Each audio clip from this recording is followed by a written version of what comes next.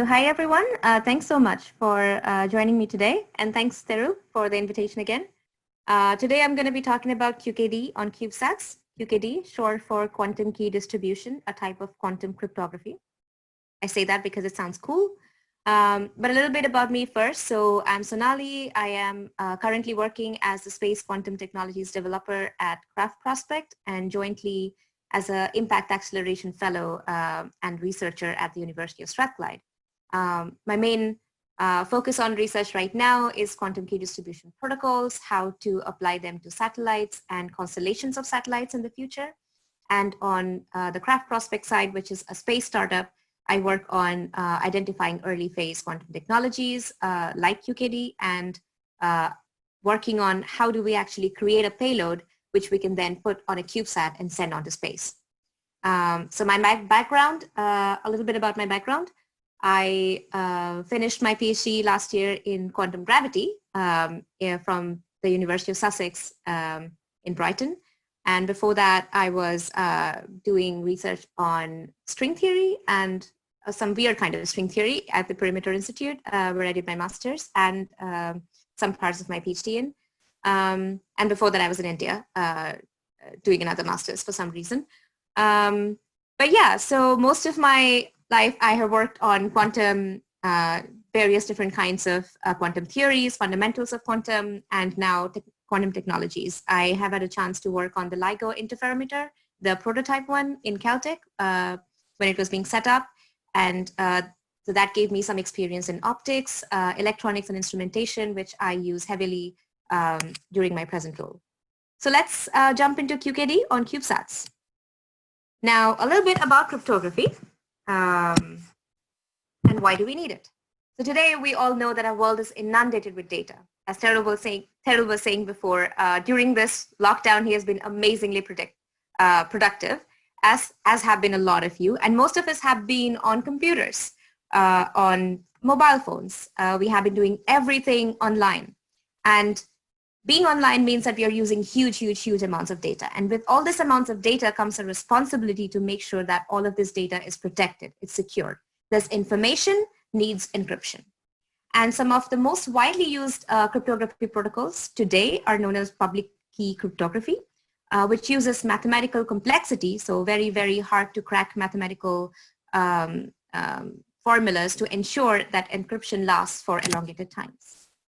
Now, the world is changing right now, and we have the computing power is increasing every single day. We have new computers on the market. Quantum computers are almost on the horizon, and it'll be really easy to break even the toughest classical encryption mechanisms people predict in the next 10 to 15 years.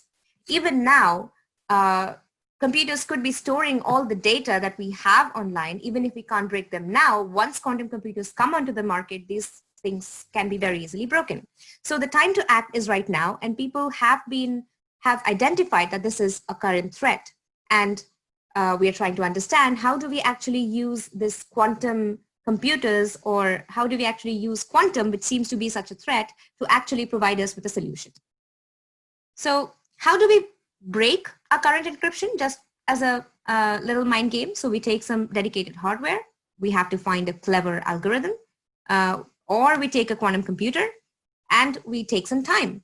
And almost at the end of that time, we should be able to crack most of the algorithms that are there in the market today.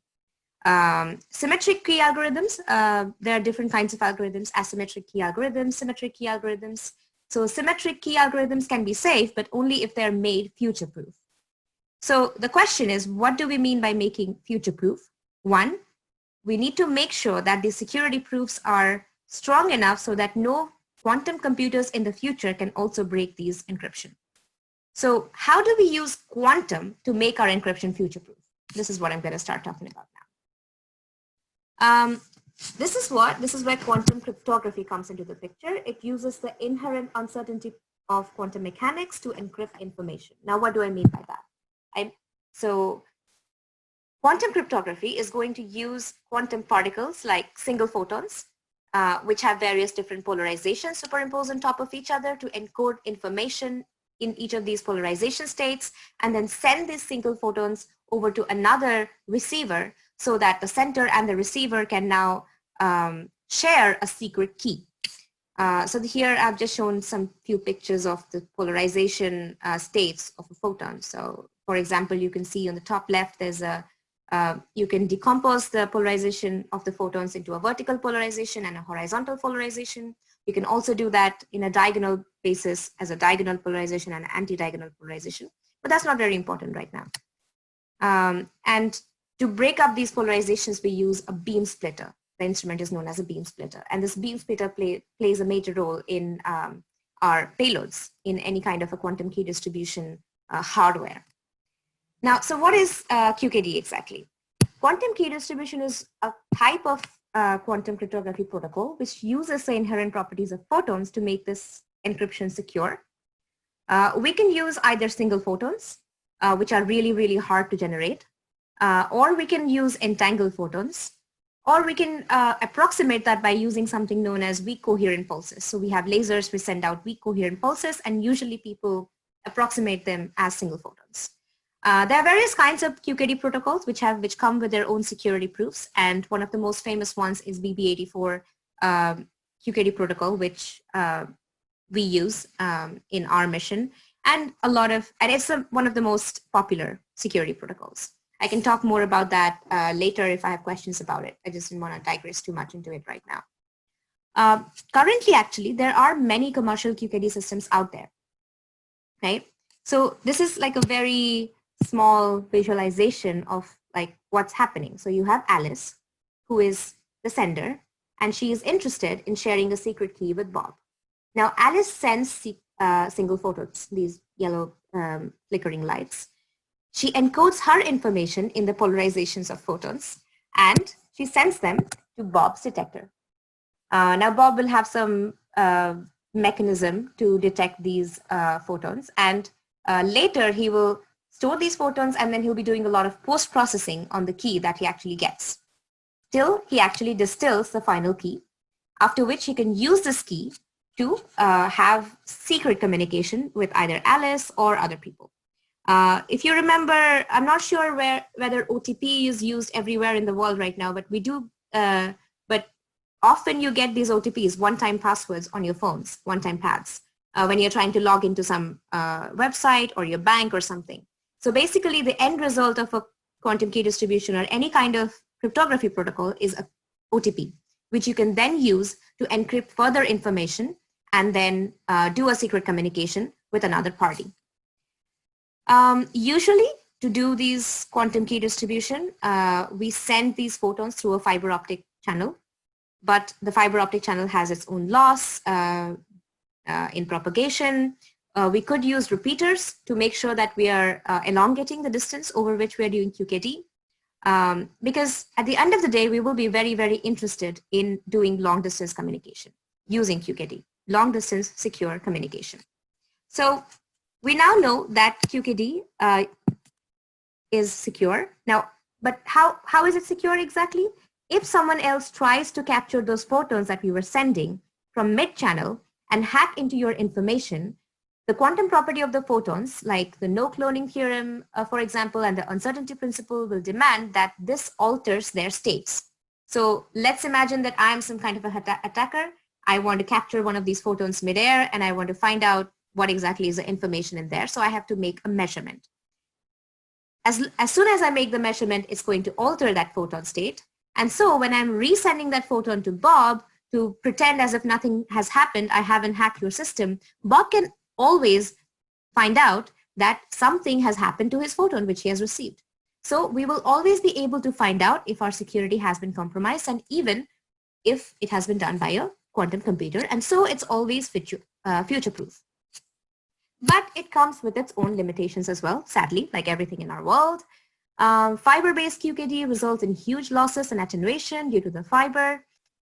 If you take out the fiber from the channel and you do free space QKD on Earth, it has a current limitation of about 500 kilometers. I know you use miles in the US, but I think in kilometers, so 500 kilometers due to the attenuation due to the Earth's atmosphere. And this limits us from dreaming of and achieving a universal quantum network connecting hundreds of miles on Earth. The question is, can we somehow reduce this distance? Right? And the answer is yes. by using space as an enabler. This is where space comes in, the cool part. So let's imagine that these two blue round little islands on the Earth are two countries which are separated by, let's say, 2,500 kilometers, and they want to securely communicate with each other using QKD. Now, as we saw before, terrestrial quantum networks would not be able to handle losses over such a big distance. And if we do put fiber optic cables or free space QKD, Bob would not have any photons coming to him at the end of the day. So what we can do instead is we can construct two ground stations on these two places on Earth, and they can collaborate and send a satellite up there. Okay. Now, this satellite is going to act as a mediator to connect ground station A and ground station B. The satellite opens a quantum channel and a classical channel between each ground station. It sends photons down to each of the ground stations, and then it kind of links both the ground stations with a secret key. So now both of these countries, which are separated 2,500 kilometers, have a common key which was sent to them by the satellite, which had separate links with each of them, and they can communicate securely after they have that OTP. So why can a satellite do it, and why couldn't we do that on a terrestrial network? Because, so if we do send a LEO satellite, a low Earth orbit satellite, it's around 500 to 600 kilometers on top of on the Earth, the altitude. So when the satellite is making a connection with each ground station, the distance between the ground station and the satellite is only 500 to 600 kilometers rather than 2,500 kilometers. And we know that we can kind of comfortably do QKD over these distances. Moreover, the atmosphere is only around 10 to 20 kilometers. So the photon basically travels all through space, which does not have any distortion, it does not have any attenuation, it does not lead to any beam wander, any loss, and the rest of the time, only the 10 to 20 kilometers it travels through atmosphere, we know how to take care of the beam wander, we know how to take care of the losses that happen over there. And the losses are not that much, we can actually use it. So in order to do this, we have to put a quantum source on the satellite. It can be an entangled photon source, single photon source. It can be a weak coherent pulse laser source. We have to put a lot of quantum random number generators because these are an important part of security. We could use quantum sensors to enhance and augment the ability of these quantum sources and QKD. On the ground station, we need to have detectors for single photons, entangled photons. We have to figure out a way to measure these quantum states. We have to figure out a way of handling quantum random number generators on the ground station as well, which are being sent from the satellite. We have to also time and sync both the quantum clocks or just regular clocks on both the satellite and each ground station. So it is very, very complicated as hardware to put all of this into a satellite, but we actually do have a way of making sure that we can actually do quantum key distribution between long distance, country separated long distantly, right? Now, if we actually want to do a global network, if we actually are dreaming of the second quantum revolution, which is called, or the new space age, and people are dreaming of having a quantum internet, which connects every country around the world, a global quantum key distribution network, then conventional satellites would be, we would find that hard to do using conventional satellites because they are, first of all, really big. They are costly. They have to have custom hardware and custom software. The risk would be really high. We would not be able to send up early stage technology like this in a big satellite without spending lots and lots of money and without being ready to lose all that money. And so Cubesats come into the picture. These are smaller satellites which have more risk appetites, less cost, easier and faster to deploy, and they kind of, you know, are the size of a loaf of bread, basically. So I've put in a scale over here, if you can see. A typical CubeSats have these units known as 1U. Each 1U is around 10 centimeter times 10 centimeter by 10 centimeter. And these can be stacked on top of each other. And the biggest size for a CubeSat is around 12U. So the height would be around 30 centimeters for a 12U CubeSat. it'll be like a size of a carton, like a cereal carton or big loaf of bread, you know. Just to show you how the frame of a CubeSat looks like, a 3U skeleton CubeSat looks like that one. It's a CAD model that has been done on someone's computer somewhere. I just took it from the internet. So these are just basically the frames or the bus, right? The CubeSats are like buses in which you have to put all of these payloads in and you have to send them into space. CubeSats actually started as university student projects. People wanted to give students who are studying satellite manufacturing a way to actually get their hands dirty by actually doing something rather than only theoretically learning about satellites. So after some time, people realized that we can actually use CubeSats to send up quantum technologies into space. We can send them up to do fundamental physics experiments, fundamental science experiments. CubeSats are now being deployed to look at exoplanetary systems, to find orbital debris, which is in space. So they're being used to do quite a lot of different things. They're even being used to clean up orbital debris in space right now, and solar observation and so on. I could go on listing the kind of things CubeSats are doing right now. But yeah, so what we are going to be using it to do is send up a mission from Craft Prospect in 2021, which is known as ROKS, the Responsive Operation Key Services, to demonstrate that we can actually do quantum key distribution from satellite to Earth. It will be the first, one of the first missions around the world of its kind, which is being sent up on a CubeSat. Obviously, other missions, the first mission was sent up by China, the MICES mission, and I will come to that in a little bit. But what does it take to actually make a CubeSat QKD payload, right? So the payload will have multiple different layers.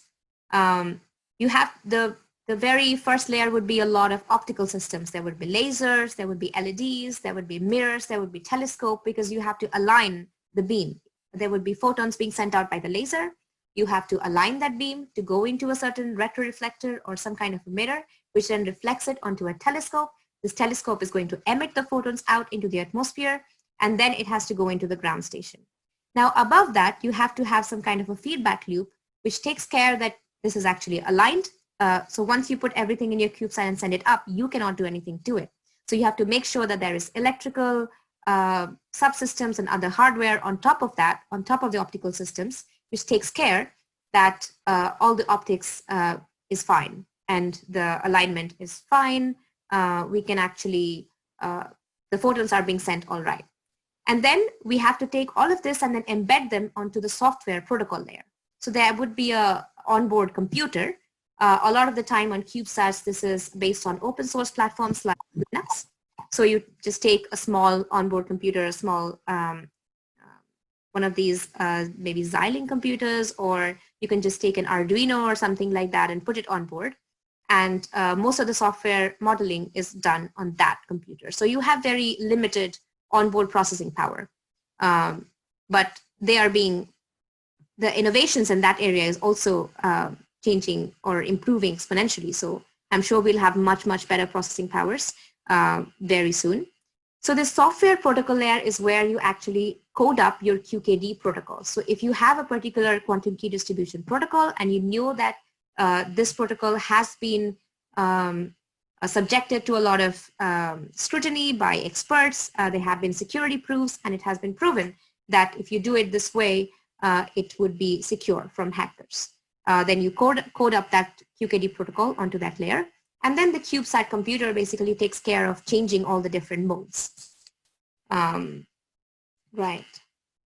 So when I put it that way, it might seem a little bit simple and a little bit simplistic, but in reality, there's a lot of challenges to put this all together. A lot of innovation is required, where you have to take huge, big quantum sources, miniaturize them heavily.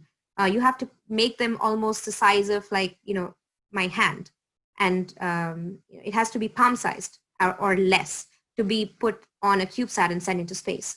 Most of the electronics and devices have to be heavily miniaturized, and this has actually been propelled forward quite a lot due to cell phone technology, because cell phones have led to all these electronics being very, very heavily miniaturized, and we are using using that to our advantage. You also have to take care that most of the things that you're putting on a CubeSat has to be radiation hard. So if there are lots of, there's lots of single particles radiation, which the CubeSat will be exposed to in space. And you have to make sure that your technology, your instruments, your computer does not stop working if they are exposed to all of this radiation.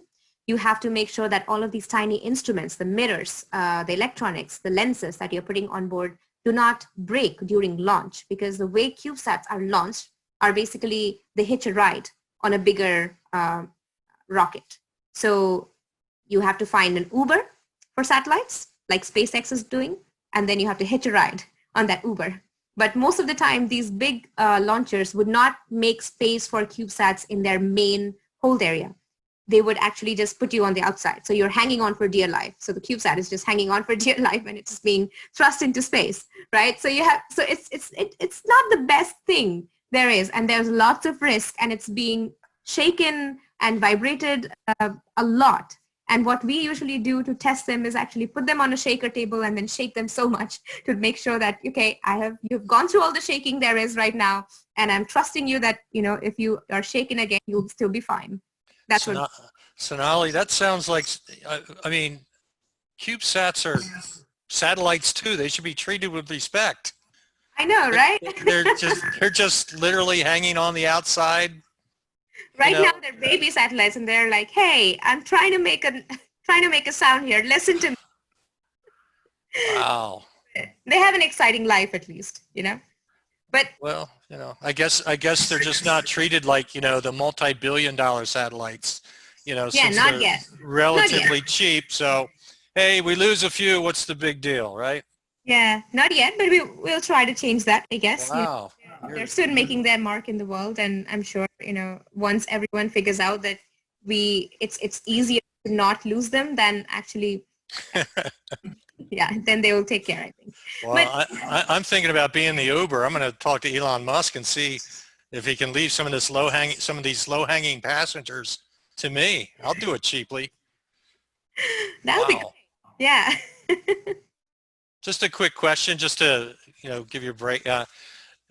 So, do these satellites have to be registered like other space?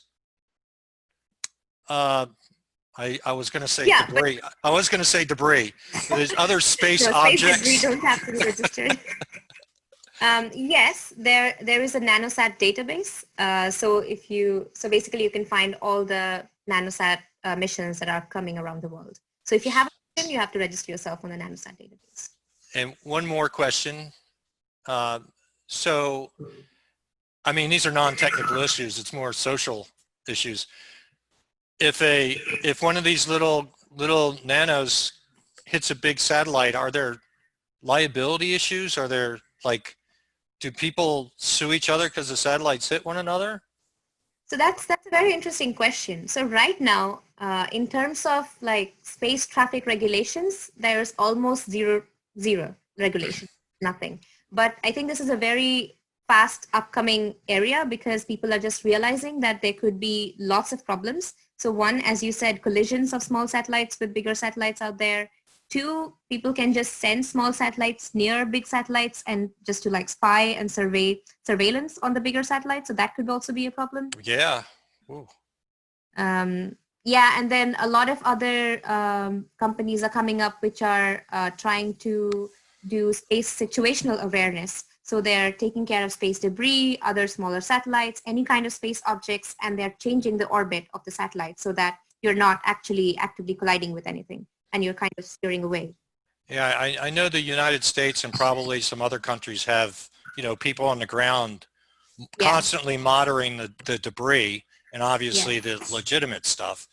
Yeah. But these things are so tiny that they may not even be classified as debris size. Or maybe they do keep track of real little things. Yeah, debris size is usually around a diameter of 10 centimeters. So yeah, they would be a 1U CubeSat size, I guess, or smaller. Yeah, size of a loaf of bread. That's what I've got in my mind. Yeah. All right. Okay. Wow. And I think the one more thing about CubeSats is what makes them what makes them have a big risk appetite as well, and also very fast to deploy, is we use a lot of industrial components. So we do custom work quite a lot. So people just buy things which are there, like sensors which are already there on the shelf. So commercial off-the-shelf industrial components or telescopes or imagers, and they put those into the CubeSats. So CubeSats could be really, really cheap by, which is done in someone's basement, or it could be something which is done in a multi-billion-dollar company. But most of the time they rely on COTS components and open source software. So they're literally the Raspberry Pis of satellites. Exactly. Yeah, exactly. I actually have a Raspberry Pi over here. I was tinkering with that the other day. Here you go. Hey, you got to. You got to. Yeah. Especially in your field. I mean, I would think you'd probably have a dozen Raspberry Pis, on a little, I think they're called Lazy Susans, a little table that sits in the middle of the rotating table. You put a couple Raspberry Pis on there, and you probably sit there and spin them around. I should get one of those. That sounds good. Why didn't I think of that? That's a project for us home gamers. Yeah.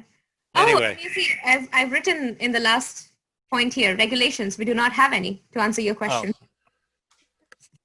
Oh. Yeah. I got the question from another universe. Yeah.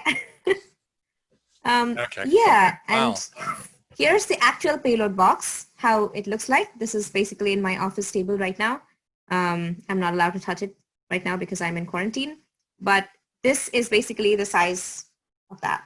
It's a 10 centimeter by 10 centimeter by 10 centimeter, a 1U size of box. And this goes into the frame that you can see on the left-hand side.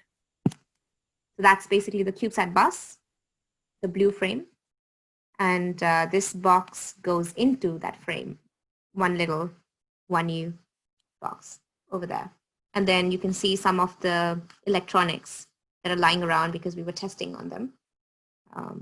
Yeah, so this little baby has, so there's a source goes over here, and then, and then it goes through the collimator. It hits a mirror over there. It passes through 2 dichroics and then hits another movable mirror. So this little thing over here on the left is a fast steering mirror, which can move plus minus 5 degrees. So there's a driver, a little driver, we can move this mirror. And then this will then, reflect it onto this mirror, and then it goes out into a telescope. The telescope will be outside this box and then get it out of the satellite. So it's like one of those optic tables in a lab, but in a box. And is that how many of these quantum devices, I mean, is this like pretty typical? This kind of, it's like an optics table? It is like an optics table. So so this is something that has been produced in-house at Craft Prospect, and the original of it was on a big optics table at the University of Bristol. Now the second generation was a little bigger than this, and now this has become 1U sized. So every step, it goes through reiterations of like miniaturizing heavily in every step. Take a big optics table, make it smaller and smaller and smaller. And I know that formula. Yeah. I've seen that before, but my goodness. Yeah. Where have you seen that out of curiosity? Mainframes down to phones, down to wristwatches, and yes. Who knows what's next? Anybody have any comments or questions to bring up at this point? I think you have more to go, I presume. Yeah, I do have more to go, but yeah, feel free to interrupt me and ask any questions. Happy to discuss at any time. Okay. I was just trying to break the ice here, but everybody's pretty quiet today. I think maybe they're having lunch at the same time. Okay, well, I'll mute here and turn it back to you. I think this is really cool. Thanks. Thank you. Okay, so let's go further. So here I have some of the missions that are happened and are upcoming. The Chinese mission, MICEUS, if anyone's interested, that was the very first QKD mission from Earth, satellite to Earth, QKD. And it also actually demonstrated teleportation. So that's also interesting there. It demonstrated QKD on a conventional satellite. So this satellite was a big satellite. and it made video conferencing possible using a secret key between Austria and China. So there are a few other missions coming up. ROKS, the UK mission, which I'm involved in, it has a weak coherent pulse source on board. So you can think of a WCP source as an approximation to a single photon source, because it's very, very hard to generate single photons. And there are a few companies which are doing that, but we're not yet there completely. RAL Space, which is a UK-Singapore bilateral collaboration, is going to be using an entangled photon source on board to showcase QKD again. There's KeySat, which is Canada and University of Waterloo, which will be doing an entangled source on the ground. It will be sending up photons onto the satellite. So the satellite here would be Bob, and the ground station is going to be Alice. Satellite is going to be receiver. We have chosen downlink QKD because it kind of has provides a little bit of more advantage over uplink QKD on the losses, but there are other advantages to reversing that setup, which KeySat is going to be using. Yeah, so this was my main talk. We're going to be sending up our mission in 2021. Well, December 2021 was our original date, but we have slipped because of COVID, and it's now scheduled to be sent in January 2022. So fingers crossed, and do watch when that happens, I guess. If there are any questions on like the details of QKD, I have some fun animations in store as well, if anyone's interested. But yeah, please do ask me questions. Thank you again for inviting.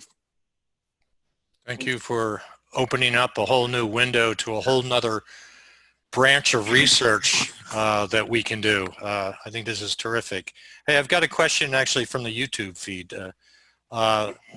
So you're in the EU, so who is your Uber, or who will be your Uber to send these puppies up into space come 20? We don't know yet. Yeah, we don't know yet. So the UK Space Agency and with Satellite Applications Catapult, which is another organization, so they decide, or they award different kinds of grant to different kinds of organizations to take care of the whole space ecosystem. So it will be them who might decide based on different organizations who bid on this. So not sure yet. So if we want to start a quick business, we can make a bid. Yeah, you could. Yeah. Hey, I got a question in chat from Deep. Deep, you're here in Zoom now. Welcome. You can unmute yourself and speak directly. Much preferred, if possible. Yes.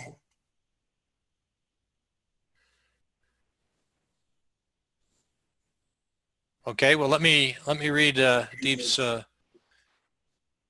you elaborate on how the atmosphere does not interfere in this kind of communication? And he apologizes, no mic. Oh, yeah, no worries. Let me go back to the slide with, yeah. But yeah, so the atmosphere, so space is not noisy at all, right? Mm-hmm. Okay. Space is mostly vacuum, and so there is no atmosphere in space. Now imagine that you were actually doing QKD over 500 kilometers on Earth. So if the satellite was on Earth and the ground station was on Earth, you would be sending single photons across 500 kilometers of distance. Now that whole distance would have been filled with Earth's atmosphere. And so the photon would have collided with the atmosphere, it would have led the beam to go this way, that way, that way. It would have led to some kind of beam distortion. The beam would have become bigger. And we would have to do a lot of adaptive optics and mathematics to figure out actually where the beam is hitting us. Now, when we are sending the satellite up into space, it's still 500 kilometers, the QKD is happening in, but the atmosphere now makes up only 10 to 20 kilometers at the end when the photon is coming down. So when the photon is traveling that whole distance of 500 kilometers, most of this is just empty space. So there are no atmosphere there that the photons are going to collide with. It's not going to lead to beam wander. It's basically empty. And so nothing's going to happen. But in the last 10 to 20 kilometers, what happens is it will lead to some kind of distortion. The atmosphere is going to play a role. It will change the shape of the beam. It will change the direction the beam is propagating in. It will change where exactly the beam is hitting us. and the size of the beam. And so we take care of these by using a lot of innovative technologies in optics, refraction, and so on the ground station side. So using a big telescope on the ground station, and then lots of adaptive optics on the ground station, where we actually have software and hardware to calculate so that we can strip away all the distortion that has happened, and we can get back the original information that was sent us. Does that make it a bit clearer? I get it. Clear in the atmosphere? Yes, he was wondering, the receivers are very small to measure the photons. No, the receivers actually are quite big on the ground station side. Yeah. I'm trying to have a number in my head right now. Can't remember the number right now. Yeah, maybe you can look that up. It'll be there on our website. But yeah, they will be quite big on the ground station side. So yeah, probably they'll be quite big. I just don't have the number. I don't want to give you a wrong number right away, right here. Yeah. Well, hey, I'm hogging the airwaves here, so hopefully somebody can chime in, please. But until you do, I'm gonna ask questions here. So, Sonali, I mean, I'm quantum computing focused, and why don't we put a quantum computer device up in space and just when we do the measurements, ship that down using one-year nanosats, for example. You seem to know a lot of stuff about a lot of stuff. Shouldn't we be putting quantum computers in space and after post-measurement send that down to Earth? So you're saying that, what do you mean by post-measurement? Like how so I love to put quantum computers in space, but I want to understand, how do you propose to use it? Yeah, so the pristineness or noiselessness of space, that's one of the big things to deal with here on Earth is the noise of just dealing with qubits and individual protons. And then when we measure it, right, so collapse the wave or whatever the proper term is, whatever, then we send that measurement down to Earth so that the entire quantum computing device is in space. And that would solve a lot of noise problems and stuff like that. So you're proposing to use a classical channel to send it down to Earth, so maybe use some RF? Well, no, of course not. We'd use one of your devices to send it down. But either way, the point is that the quantum computer is in space. The computing device is in space, and then we get the stuff, the measurement only down here. I don't know. It's kind of off topic. Never mind. I know. I think it's really interesting. I mean, I would love to understand that more. So as I see it right now, the measurement needs to be done by the receiver party. So whoever wants the key needs to do the measurement on their side. So I think that is the main block that I see. So Bob needs to do the measurement by himself, and then we need to compare their bases. I was referring to kind of upstream the value chain there, the measuring a qubit, whether it's a 1 state or a 0 state in a computing device. Oh, okay. That measurement, that's right. Okay, not Bob or Alice. Yeah. Okay, yeah, we should definitely put computers in space. I think people are, I have heard people talking about it in different conferences, but I don't think we are there yet with any of, the quantum computers right now are the size of a room, right? So we need to figure out how to have a very small quantum circuit which we can put in space. And yeah, if you have any ideas, love to collaborate. Careful what you wish for. But right, you've demonstrated with the little nanosats that that's a quantum device working up there, and you brought it down to something manageable.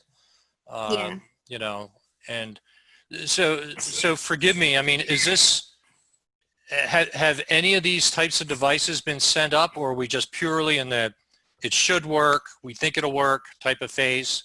You know, when you send something up next year or the following year, is that groundbreaking or?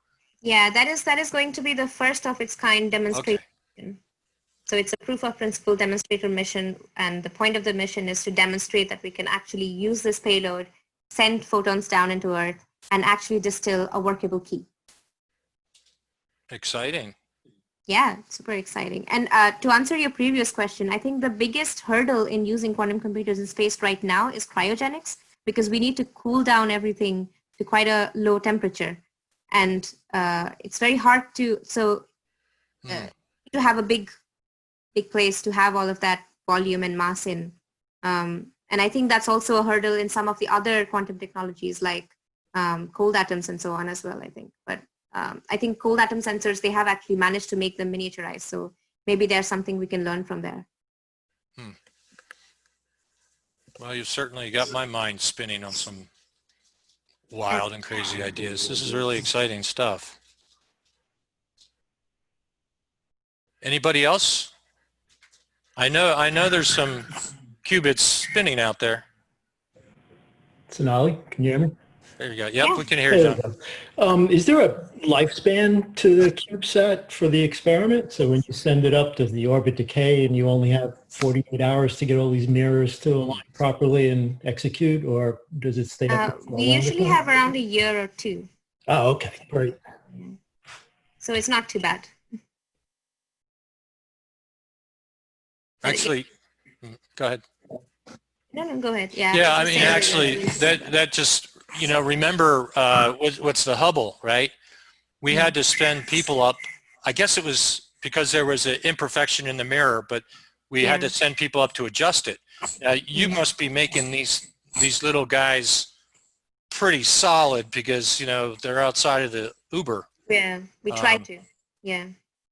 I mean, that's a feat in itself, I would imagine. Yeah, I think so. I think this miniaturization is one of the most important and one of the most challenging things that we do to put these things in a CubeSat. So right now we are having a lot of trouble figuring out, for example, how do you miniaturize a telescope that we require. So the telescope we require is around 90 millimeters in aperture. So maybe around this much. The lens has to be big for a CubeSat, and that's the maximum size a CubeSat can handle. But a 90 millimeter aperture telescope usually has a longer body length, and that body length would not be able to fit into a CubeSat. So that's one of the biggest challenges we are facing right now. And we're looking for expressions of interest from different, you know, people who can solve this problem for us, and we are racking our brains trying to solve this problem. So trying to design it various different ways. Well, I would think one of the solutions would have to be, you know, the telescoping notion.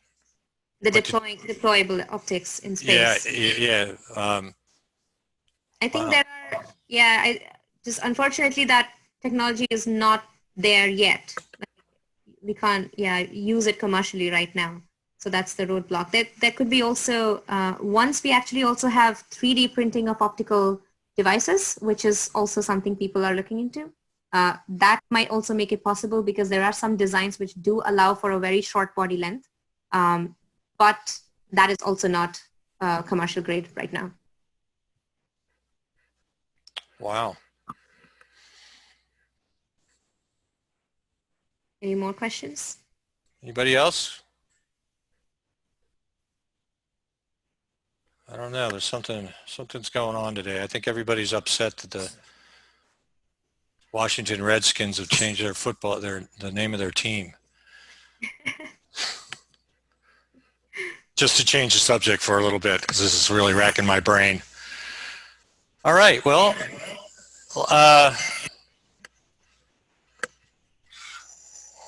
want to get Sonali back to the grind here. This is important and very cool stuff.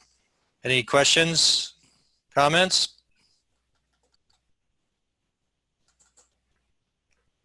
Am I going to have to call on people?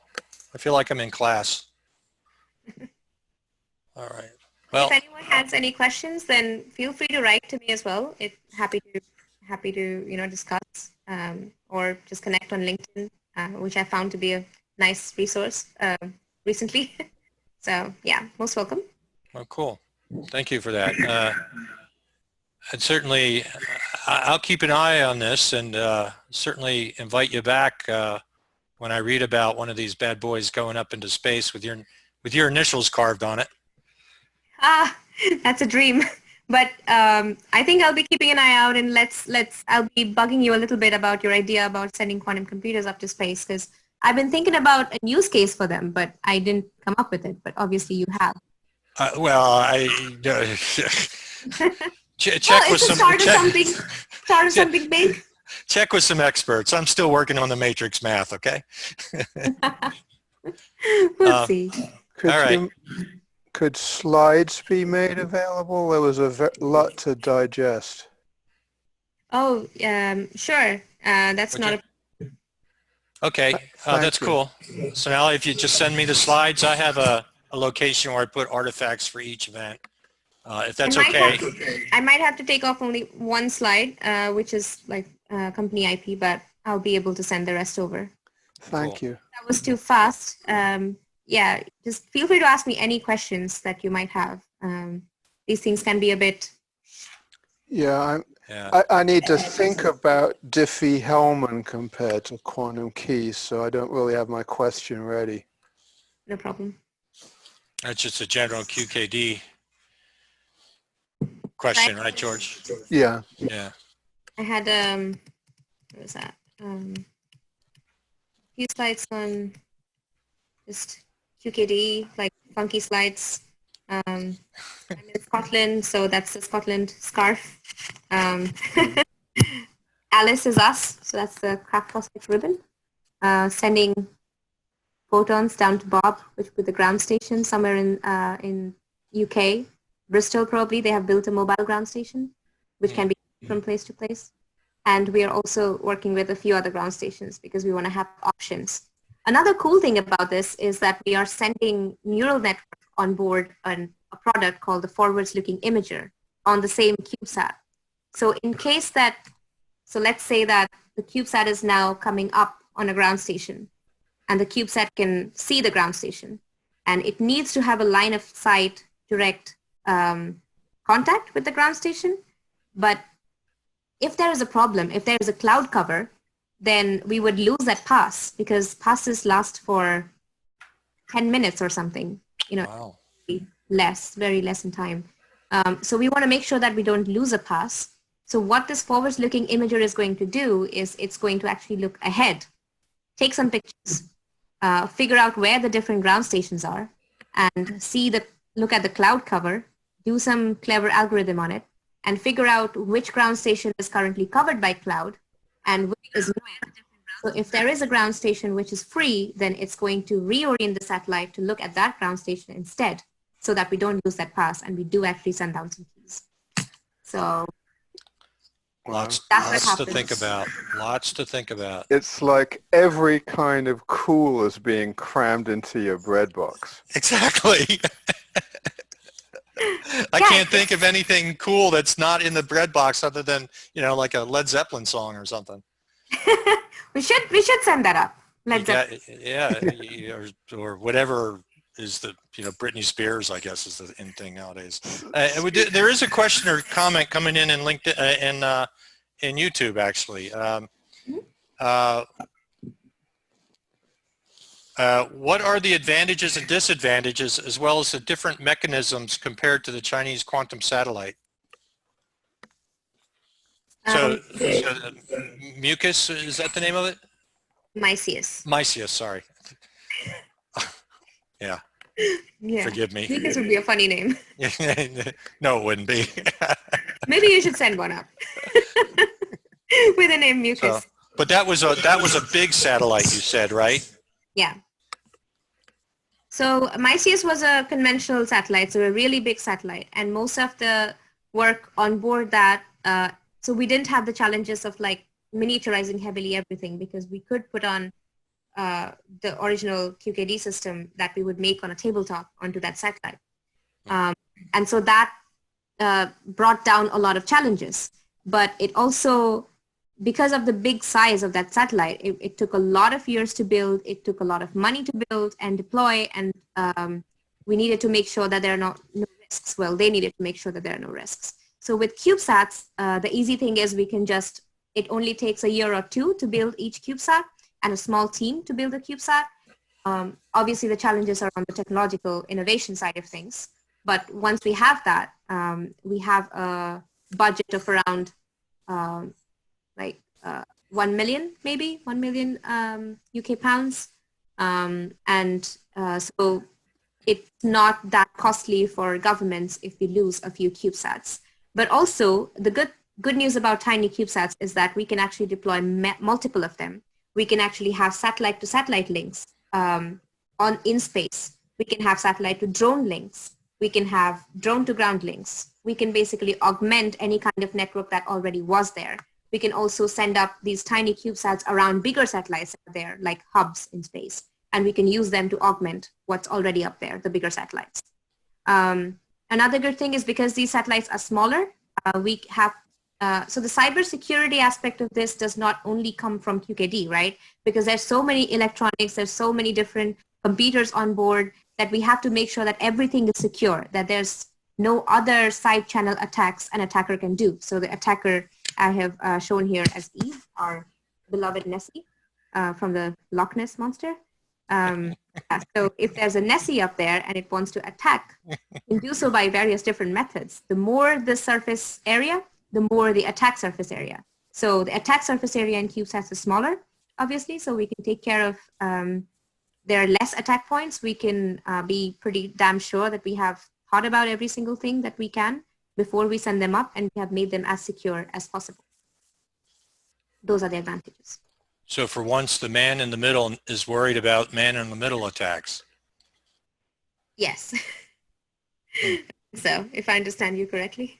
I wouldn't expect that. I don't know what I was actually asking, but yeah, I mean, it is, you know, you do have to worry about just common cybersecurity, but as you were talking, I mean, I just see it's the Raspberry Pi model. I mean, you know, once you get the engineering worked out, they're a dime a dozen, and you put them into light switches and have them do who knows what you can do with these things. Yeah, exactly. And another big thing is democratization. So everybody can have access to something like this. And it's not just going to be the domain of governments, of big organizations, of people who have a lot of expendable income, you know.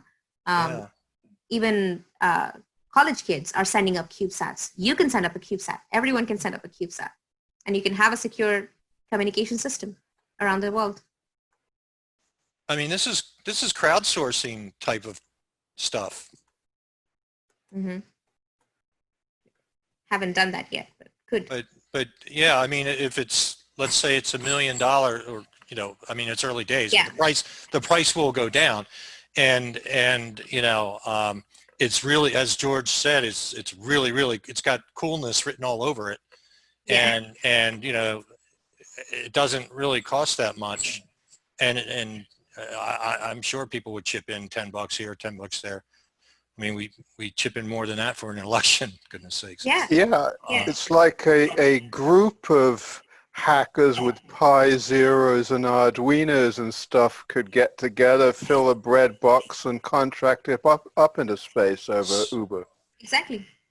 You got your own personal satellite in there. I mean, think about it, right? You could have, oh man, you could have domain names .space, and it's hosted up on some little nanosat. Yeah. And you can have mobile labs up there. You can do a lot of fundamental physics experiments. You can have mobile so satellites are used with, you know, telecommunication, with telemedicine right now. So to connect remote areas of the Earth, where people do not have access to resources, for example. So people there, like each village can have a CubeSat of its own, and they can have access to a lot of more information that they and infrastructure than they would originally do before. Yeah, you get free you get free videos and everything. Yeah. Huh. Fascinating. Yeah. Just wow. Just wow. Yeah. Fascinating. I mean, golly. Okay. So much for my quantum computing career. No, you're doing the cool thing. We're gonna figure out how to put the quantum computer in space. I used to play with those Estes little baby rockets. When Oh, yeah. You could put little cameras in them and little plastic guy with his parachute and stuff. So that was like our version of drones. Yeah. But you know, George, what was that, 20 years ago now? So 15 years ago? More like 30 years ago. When that famous video where he put the cam in there with the little guy in the parachute, sent it up. You know what I'm talking about? My memory is off on the time of that. You're probably right. Yeah, I mean, that famous video anyway. I'm sure somebody's done it before, that guy, but we didn't have all the technologies in place that the world could see the video. But you know, he had that camera on, like a little guy hanging there. I remember with a that parachute, and send it up to the edge of space or something. But you know, this is you know, it sounds crazy. I mean, the weird thing is, Sonali, it doesn't sound crazy. Yeah, it's like we don't have the flying cars, but we have this. The heck with the cars. I mean, this is really cool. I mean, yeah. Anyway, okay. Yeah. Thanks for changing my worldview, Sonali, and I think George is seeing different things now too, and hopefully, I'm sure others have as well. Don't want to take any more of your time here. You got some experiments to do, and some thinking. This is really, really neat stuff. Always a okay. pleasure. Anybody else? Last call.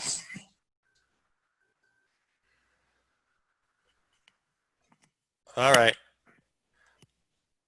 Okay. Sonali, thank you very, very much. Thank you very much for inviting me, and thanks George and everyone else who pitched in and asked their questions. It was a pleasure. Yep. If you want to come back, or your company wants to come back and use us in any way that's helpful to get your message out there, we're more than happy to do it. We'll do a little more marketing and stuff to get a bigger crowd here, because this deserves more larger numbers of people, because this will change some people's minds. Anyway, amazing. Thank you so much. Thank you. Have a good evening in the UK. Scotland, you said you are? Yeah, Scotland and Glasgow. Glasgow, very cool. All right. Thank you very much. Everybody else, see you next time. Keep an eye on Quantum-Appaloosa. There's lots of material coming out from a lot of groups right now. Probably a little too much, frankly. All the IBMs, the Microsofts, the Googles are all doing events over these next couple of weeks here. So watch out for all that stuff. All right. Good night, Sonali. Thank you. Have a good afternoon and evening, others as well. We'll see you next time. Good night. All right.